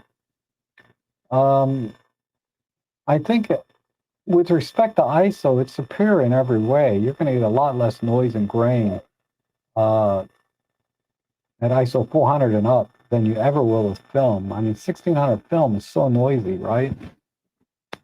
So in terms of flexibility for lighting, digital sensor, it doesn't have to be MFT. It's going to be way better than film at any ISO for that matter. And then, so that's the ability side. The quality side is subjective, right? There's a certain quality of film that you cannot reproduce with a digital sensor. Specifically, when you're pushing and pulling highlights, right? Film has some amazing latitude, and I don't know what the dynamic range is. I don't know anything about that. All I can tell you is when I was scanning my negatives, time to time, because I'm shooting very old film cameras, right? Time to time, I'll get a shot like way overexposed. I mean, negative is almost black. And yet, I can recover in post-processing a lot of detail, almost to the point that you wouldn't know I overexposed that shot probably by 10 stops, you know? Also, the tonality of film from highlights to shadows is very different than digital cameras. The fall off is is is kind of fast and smooth at the same time with film. And I'm basing this on examples that I've seen online of film, classic film photographers like Yusuf somebody and some other black and white film photographers from back in the day. When you look at their images and they're shot with film, a lot of times medium format film, it is I'm struggling to reproduce the tonality that I see in their film images to my digital images. I'm getting closer with practice, and I got a Fresnel lens for my light, whether it's LED or strobe. I got a Fresnel lens that is helping me to achieve the quality that I see, the tonalities that I see. So maybe it's just a lighting thing, but I know that even my own film that I develop, when I'm scanning and processing them, there's no way to duplicate what film can do. Another example, a personal example, is when I was comparing side by side the Pen F monochrome film number 2 with the actual Tri-X film. I don't know how it was, P-Max or Tri-X. I think I was shooting Tri-X at the time. But when I compared those two side by side, I took the same frame, same image, right? Same time of day, all that, side by side. The film retained the highlights much better because I took a picture of a pickup truck and it had a chrome grille. And in the chrome grille, the film, it was grainy, right? But the film had better tonality on that pickup truck than the digital camera did. The digital camera, very smooth, and then it clips, right? It's gone. Whereas with film, it's very smooth, and yet it's very bright, if that makes sense. It's so bright, but it's not clipped. And that's what I noticed about film is you can have very bright highlights in film, but still see detail. Whereas with digital, if you got very bright highlights, usually the detail is virtually gone, if not completely clipped. Same thing with the shadows. The shadows, it's a kind of opposite in the shadow area. What I noticed was film, the shadow areas are very hard to recover on film, whereas on digital, it's a little bit easier and better. So quality of film is subjective, and if you want to take images that have a tonality and look to them that you can't reproduce with digital, the quality is better with film always. Even the color film, right? Kodak, Fujifilm, all the color films, the colors are extremely difficult to duplicate because film has a certain sensitivity to different colors than a digital camera does. So you could take a picture, film and digital side by side, and you'll never get the colors the same. And even if you can, because theoretically, right, with a digital image file, you can change any color and any pixel and get it to match exactly what you did on the film for that image. But then when you take another picture, you'd have to do it again, pixel by pixel. There's no way to consistently, frame to frame to frame to frame to frame, reproduce the kind of colors that you get from film. And different film has different color sensitivity. So when you change, different color films, you're going to get a different color response, a different white balance response that just digital cannot reproduce consistently frame to frame to frame. Like I said, you could do one frame You can get one image to match exactly. But then as soon as you take the next image, you have to go through that whole process again. You can't just simply apply the settings that you did on this frame to the next one, because the next frame is going to be completely different, assuming you're taking a different picture, right? Anyway, that's my opinion. I think grain, noise, detail, digital sensors are way better. Quality, subjective. If you like the tonality, the grain, the colors from film, quality of film is better. If you don't, then quality of the MFT or digital is better. Um,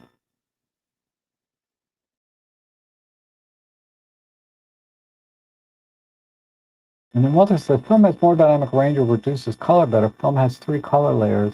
Only Fovean sensor has the same RGB layers. Other digital sensors are Bayer X. Yes. So that's a more technical way to look at it, right? Um, we're capturing light in one layer, whereas film is multiple layers that with different sensitivity to colors, and that science, that chemical science, organic science is very different process than our digital sensors.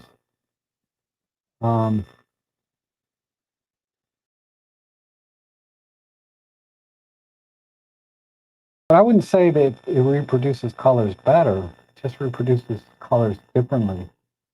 Because digital sensors, like you said, have the Bayer array, so they only capture black and white, and then through the Bayer array, they calculate these are red, these are green, these are blue, and then through the demosaicing process in software, you get the colors again, detail, and blah, blah, blah.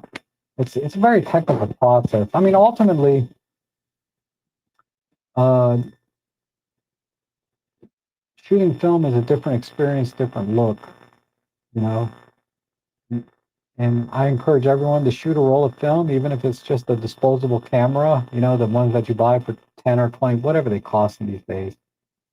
$25 probably for a disposable camera. But anyway, um, just shoot and get it developed and see if you like it. And if you like the colors that you see and the quality you get and the experience of shooting film, you know, you can pick up a film camera for cheap, right? Don't get a Hasselblad or something and go crazy. Just get an old Pentax or an old Nikon EM, some cheap, a Minolta. My God, you can buy Minoltas for like $50, right? And they're awesome cameras. And shoot a few rolls of film time to time. It's not cheap, but you're not shooting every day with it. You're shooting like once every couple of months a roll of film.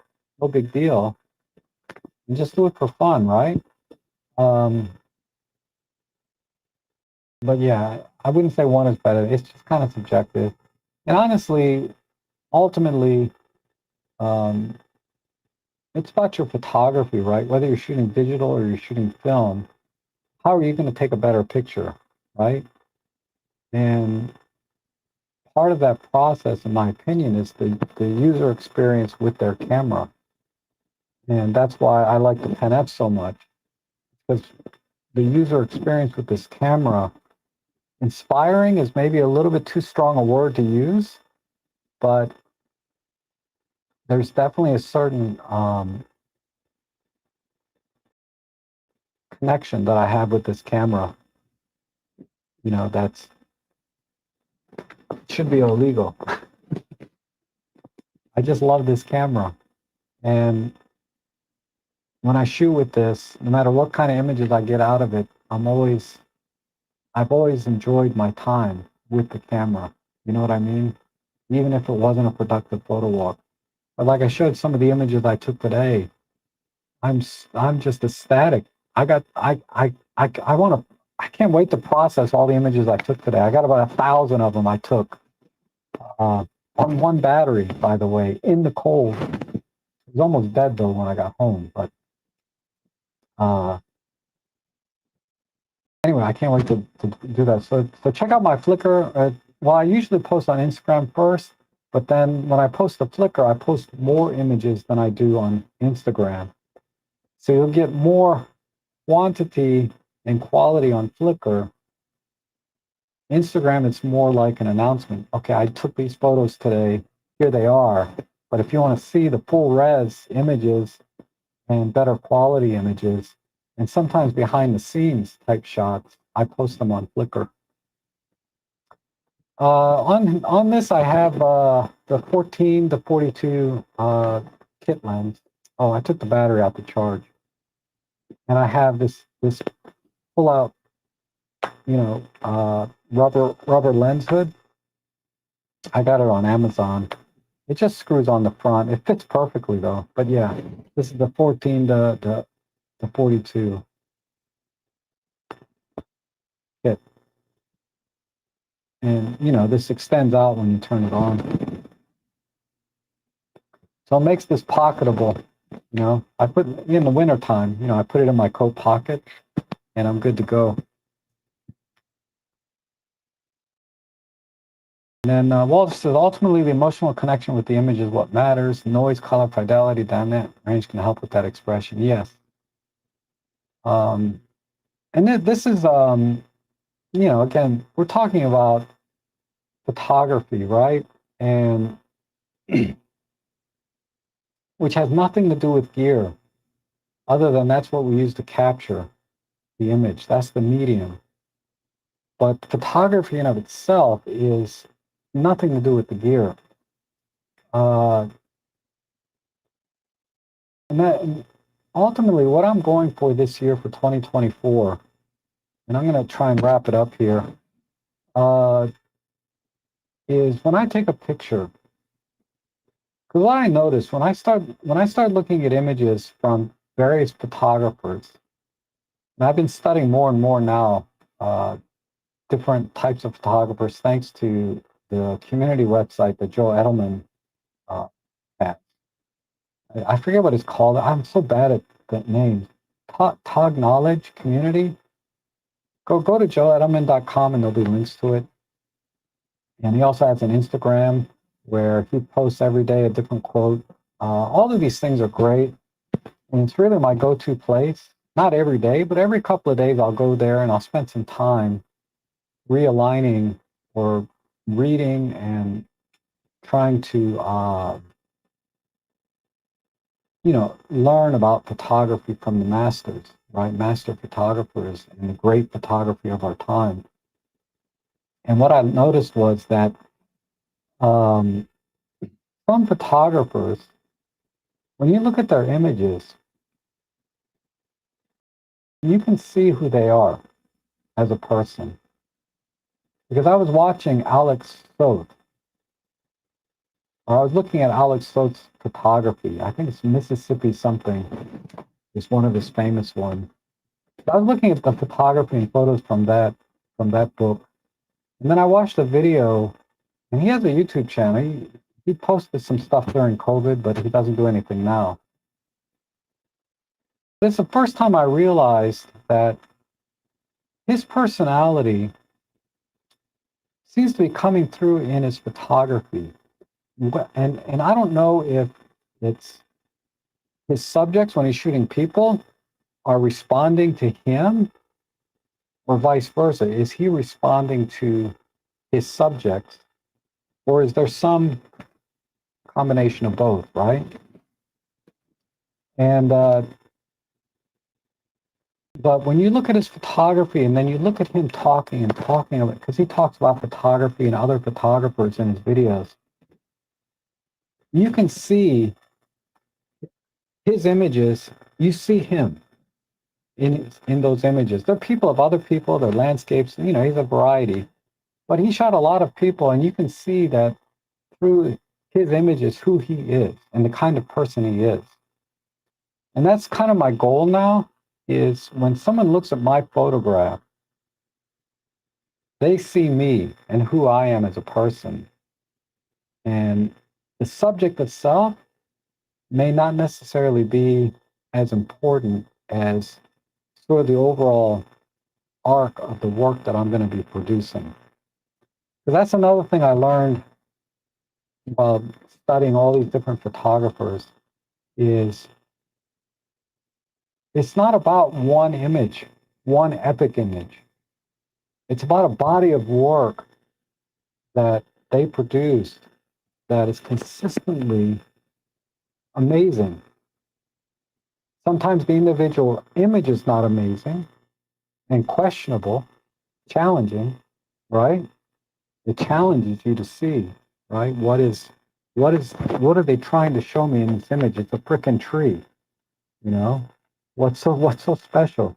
But then you look at the next image, and then you have a different context. Like he was going through a book where there's a picture of a guy mowing a lawn, and then the next picture is a guy, and not the, I'm sorry, the next picture is just a shelf in a store of different kinds of food. Then the next picture is the guy with the lawnmower again. Then the next picture is the guy, not a, I'm sorry, food on the shelf. And Alex Soth really explores this. It's not his work, it's someone else's, I forget who. But he really explores this and explains this and how it challenged him, right? So it's really interesting to see. So I would recommend starting that.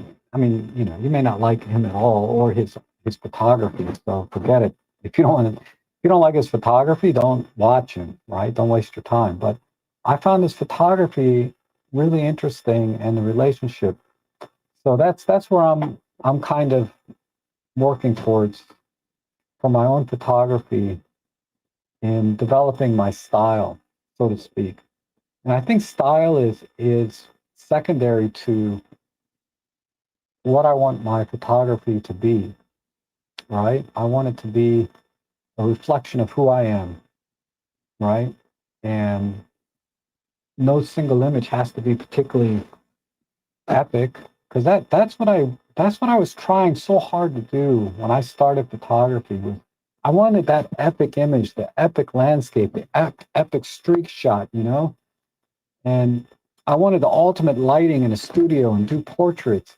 And every time I started getting into it, I hit this wall where my work and the images I'm producing is starting to look like everybody else's work. It's like, you know, portraits I've been doing. Okay, I have a key light, I have a rim light, I have a fill light, you know, I have, you know, a backlighting, you know, where on a wall or something. And so I got 5 or 6 lights set up. I have this amazing lighting that, you know, it's not a great picture, but the lighting is perfect. It's like, okay, so Gavin Hoey's done this 100 times, or whoever else is out there. Gavin Hoey and the other guy, Alex Norton, I forget his name, the 2 guys on Adorama, and there's a few others out there. Amazing problem solvers, extremely creative, right? And I encourage you to watch those videos, whoever you connect to with better. I connect with Gavin Hoey's work and Joe Edelman a lot. Problem solving, creativity, these things they're very good at, right? But what we're watching on YouTube are how do we take a picture just like everybody else, right? And if you're a commercial photographer, if you're doing this for money, that's what people want sometimes. They want that perfect image. They want to look better. They want the soft lighting. They want, you know, the key lighting. They want to look 10 times better than they do in real life. And we can do that as photographers, as creative photographers, as professionals. We can do that. Makeup artists, props, lighting, etc. And you can definitely see a style in their work, right? You can look at their images. Oh, that's Kevin Hoey's work. That's Joe Edelman's work. That's, you know, Alan's work. That's, you know, that looks like Fro. Whatever, whoever the photographer is, you name them. When I look at that photography, it's I don't know anything about that person. When I look at their photography, it's a lot like everyone else in that it's kind of sterile and without personality and without feeling. And that's not their intent. I'm sure they have work that they can share that would do that, right? But what they share online, and this is the problem with YouTube in general, is we're not seeing the heart and soul of photography anymore. there's a few channels that I think really try to do that, like the Photographic Eye.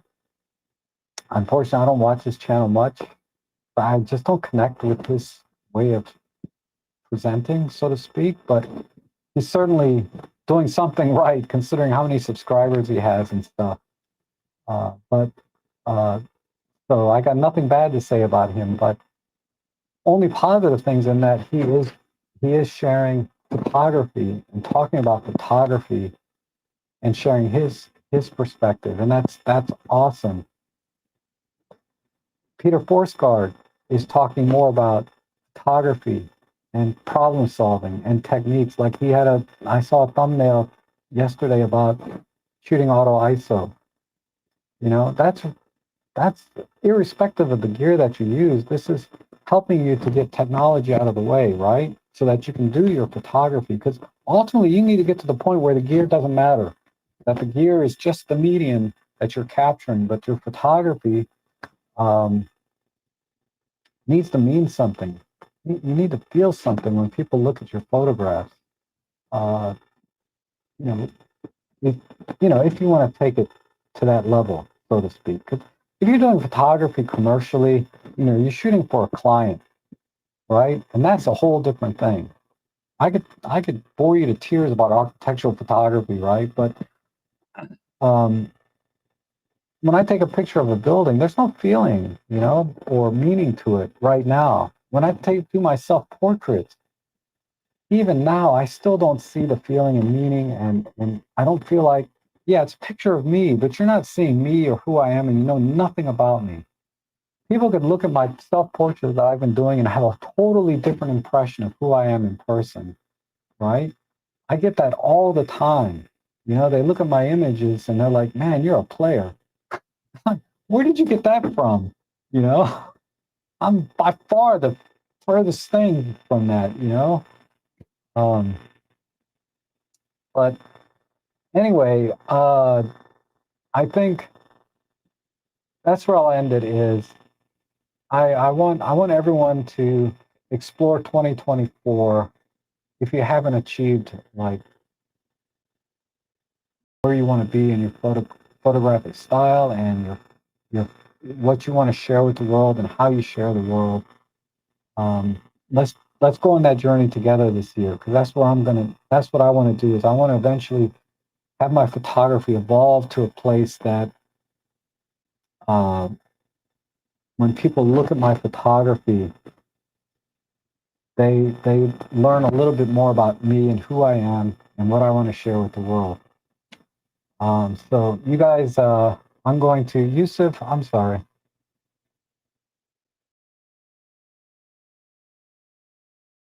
A lot of Candace portraits are very unique. Yep. I'm going to check these chats here.